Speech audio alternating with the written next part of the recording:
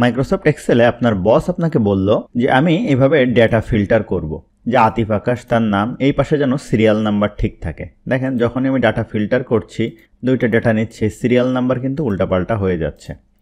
তো আমি ফিল্টার করার পরেও সিরিয়াল নাম্বারটা কিভাবে ঠিক রাখবো? তো সিম্পলি আমি এখন যেটা করব, এখানে ইকুয়াল সাইন দিব, দেওয়ার পর একটা ফাংশন ইউজ করব, সেটার নাম হচ্ছে সাবটোটাল। এখন আমি কি করতে চাই, আমি কাউন্ট করতে চাই। এখানে দেখেন 3-এ কাউন্ট আছে, আমি 3 দিলাম, দেওয়ার পরে কমা দিলাম। এরপরে রেফারেন্স নাম্বার কোনটা, আমার এই প্রথম সেলটা হচ্ছে রেফারেন্স।